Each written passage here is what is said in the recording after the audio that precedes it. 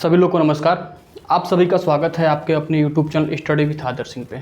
मैं हूं आदर्श सिंह। आज हम बात करेंगे NCERT पढ़ना क्यों ज़रूरी है। अगर हम तैयारी कर रहे हैं UPSC की, हम तैयारी कर रहे हैं UP PCS की, या हम तैयारी कर रहे हैं स्टेट PCS की, किसी भी स्टेट का अगर हम एग्ज़ाम दे रहे हैं तो NCERT हमारे लिए क्यों ज़रूरी है और कितना ज़रूरी है, इसके बारे में हम बातचीत करेंगे। जैसे होता है कितने लोग ये कहते हैं कि हम NCERT नहीं पढ़ेंगे क्योंकि मेरा तो भाई सब चीज़ क्लियर है, मुझे स्टैंडर्ड बुक समझ में आता है, मैं नहीं पढ़ूंगा, मेरा तो काम चल जाएगा। ऐसे तमाम तरह के मिलेंगे। तो उनके लिए बोलना चाहेंगे, चाचा एक बार पढ़ लीजिए, ठीक है, वो पढ़ने में कोई नुकसान नहीं है। देखिए, इसका भी हम रीज़न बताएंगे क्यों ज़रूरी है पढ़ना। जो ये कह के टाल देते हैं चीज़ों को कि नहीं मुझे NCERT क्या ज़रूरत है पढ़ने की, मुझे तो यार स्टैंडर्ड चीज़ें समझ में आ रही हैं, सब बुक समझ में आ रहा है मुझे, तो मैं तो ऐसे ही कर ले जाऊँगा। तो उनके लिए ख़ास तौर से वीडियो आज का होने वाला है।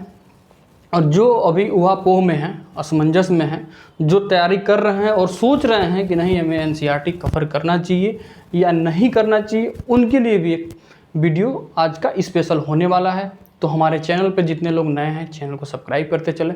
ऐसे ही अपडेट जो है आपको इस चैनल पे मिलता रहेगा। और जितने लोग चैनल पे पहले से बने हुए हैं और सपोर्ट कर रहे हैं, वो लोग शेयर करते चलें ताकि बाकी लोग तक ये वीडियो पहुँचे और चैनल को सपोर्ट मिल सके, ताकि हम आपके लिए जो भी चीज़ें हैं, हम आपके लिए अच्छी अच्छी चीज़ें ला सके। इस पे UPSC UP PCS बाकी एग्ज़ाम के पॉइंट ऑफ व्यू से जो भी इंपॉर्टेंस है वो चीज़ें हम आपको बता सकें। ठीक है, तो आइए शुरुआत करते हैं। NCERT क्यों ज़रूरी है। NCERT की अगर हम बात कर लें तो क्यों ज़रूरी है पढ़ना, ठीक है। इस टॉपिक पे हम पूरा जो बात, देखिए बहुत लंबा वीडियो नहीं बनाएंगे, छोटा सा ही वीडियो बनाएंगे, उसमें समझाने की हम कोशिश करेंगे आपको। सबसे पहले अगर हम बात कर लें तो इसमें जो है NCERT बुक्स जो है स्कूल लेवल पे चलती हैं, जो बेसिक्स क्लियर करती हैं। सबसे पहला क्या, बेसिक्स क्लियर करती हैं। बेसिक इन द सेंस कि जैसे हम जियोग्राफी पढ़ रहे हैं तो उसमें लॉन्गिट्यूड लेटीट्यूड का मतलब ही नहीं पता, और हम ऋतु या कोई भी समय निर्धारित नहीं कर पाएंगे। 24 घंटा जो बनाया गया है हमारा समय, क्यों बनाया गया है, इसके पीछे क्या रीज़न है, हर 4 साल के बाद 366 दिन का साल क्यों हो जाता है, लीप ईयर क्यों हो जाता है, ये सब चीज़ जब हम बेसिक पढ़ेंगे तब समझ में आएगा। जब क्लास 6 की NCERT उठाएंगे जियोग्राफी की, तो लॉन्गिट्यूड और लेटीट्यूड की बात जो किया गया है, लॉन्गिट्यूड और लेटीट्यूड, वो सोचिए कि 6 में बताया गया है। अब बहुत ऐसे बच्चे हैं जो इसको अभी नहीं समझ पाते हैं।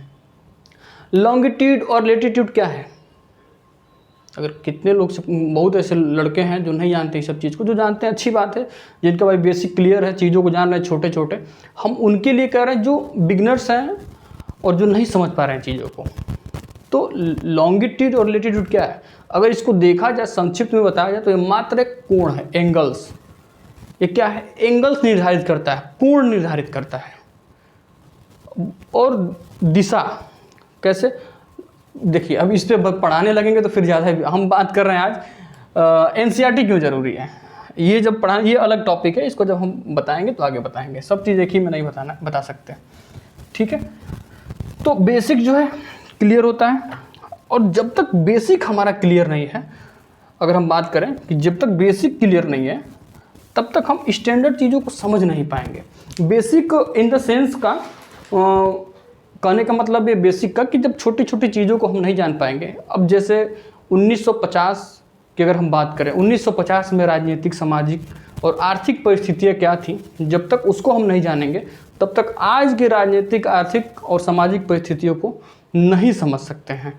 उस समय क्या परिस्थितियाँ थी, अभी क्या परिस्थितियाँ हैं, और आने वाले समय में क्या नीड है, तो इसको जानने के लिए NCERT पढ़ने की भी ज़रूरत होती है कि बेसिक जो है हम समझ सकें। अब हम बात करें कि क्या IAS बनने के लिए, अगर हम बात करें IAS IPS या PCS जो भी एग्ज़ाम है, ठीक है, NCERT पढ़ना ज़रूरी है? बिल्कुल नहीं।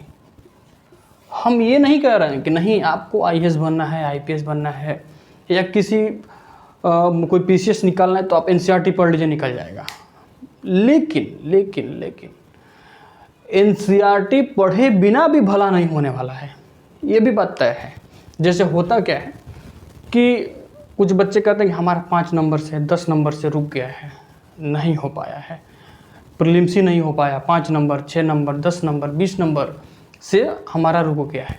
तो एनसीईआरटी उस गैप को भरती है, जो गैप होता है। क्योंकि होता क्या है कि जब गैप रहेगा तभी तो आप जो है एग्ज़ाम में फेल हो जाते हैं। तो उस गैप को भरने का काम करती है एनसीईआरटी। नींव अगर मजबूत है आपका तो ऊपर आप 1 मंजिला 2 मंजिला 3 मंजिला 4 मंजिला आप मकान जो है बना सकते हैं, अगर नींव मजबूत है तब। अगर नींव मजबूत नहीं है तो आप जो है सही से 1 मंजिला बना लें, वही बहुत बड़ी बात हो जाती है। तो एनसीईआरटी आपको आपकी नींव मजबूत करने का काम करती है, इसलिए एनसीईआरटी को पढ़ना ज़रूरी है। क्योंकि स्कूल लेवल की चीज़ें जो है दरअसल होता क्या है कि जब हम स्कूल में होते हैं तो 10th 12th में बहुत बच्चे साइंस ले लेते हैं, साइंस बैकग्राउंड वहाँ से 10th के बाद से ले लेते हैं, ह्यूमैनिटीज़ के सब्जेक्ट को छोड़ देते हैं। और जब हम इस तैयारी की फील्ड में आते हैं तो ह्यूमैनिटीज़ सब्जेक्ट मुझे पढ़ना पड़ता है। तो अचानक जब आपके सामने ह्यूमैनिटीज़ सब्जेक्ट आएगा तो आपको समझ में ही नहीं आएगा कि ये कैसे है, क्या है। ज्योग्राफी तो एक बार चीज़ें समझ में आती क्योंकि साइंस से मिलता जुलता चीज़ है, लेकिन हिस्ट्री उठा लीजिए, इकोनॉमिक्स उठा लीजिए, आपको समझ में नहीं आएगा। पॉलिटी उठा लीजिए, कितने बच्चों को पॉलिटी हिस्ट्री ज्योग्राफी में बहुत ज़्यादा प्रॉब्लम होती है, लेकिन उनको मैथ बोल दीजिए, मैथ आसानी से कर लेंगे।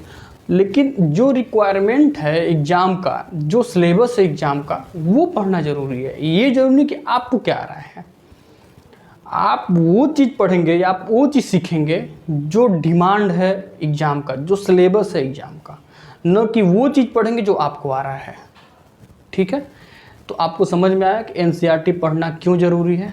क्योंकि अगर लास्ट में संक्षिप्त में अगर हम आपको बताते चलें थोड़ा सा, तो एनसीईआरटी इसलिए पढ़ना ज़रूरी है क्योंकि हमारा बेसिक्स क्लियर हो जाएगा उससे। दूसरा चीज़, एग्ज़ाम में 2 नंबर 4 नंबर से अगर आप रुकते हैं तो उस गैप को फुलफ़िल करता है, उस गैप को भरता है और आपकी नींव को मजबूत करता है। और जो बच्चे तैयारी की शुरुआत कर रहे हैं वो एनसीईआरटी तो ज़रूर एक बार रीडिंग कर लें, 1 बार 2 बार 3 बार, समझ में आए तो 4 बार 5 बार भी आप कर लीजिए अगर आपके पास समय है तो। क्योंकि आप जितना बार पढ़ेंगे आपके काम आएगा। अच्छी चीज़ें, नई नई चीज़ें जो है निकल करके सामने आती हैं। और जो लोग कह रहे हैं कि नहीं एनसीईआरटी तो मुझे पढ़ने की ज़रूरत नहीं है, तो वो लोग 1 साल 2 साल 4 साल 5 साल बैठ कर एग्जाम आराम से देते रहें। क्योंकि हर साल क्या होगा, 2 नंबर से रुक गया क्या होगा, 4 नंबर से रुक गया। तो उनके लिए हम इतना ही कहना चाहेंगे कि बस कहने से नहीं होगा, नहीं एनसीईआरटी क्या ज़रूरत है पढ़ने की, अरे मैं तो मास्टर हूँ, कोई दिक्कत नहीं है, मैं तो एनसीईआरटी कर लूँगा। ठीक है, कर लेंगे, अच्छी बात है, कर लेंगे। तो इसमें तेरा घाटा मेरा कुछ नहीं जाता, तो उसमें क्या है। तो उनके लिए है कि एनसीईआरटी आप पढ़ लें, और पढ़ लेंगे तो कोई नुकसान नहीं है। सब मिला जुला के बात यह है कि पढ़ लेंगे तो कोई नुकसान नहीं होने वाला है, फ़ायदा ही होगा। चलिए ठीक है, बहुत लंबी वीडियो हमारे हिसाब से हो गई है। आज के लिए इतना ही, फिर मिलते हैं नेक्स्ट वीडियो में। और एक बार और चैनल को जितने लोग नए हैं सब्सक्राइब करते चलें, और जो लोग पहले से बने हुए हैं शेयर करते चलें। ठीक है, सभी लोग को धन्यवाद। हर हर महादेव।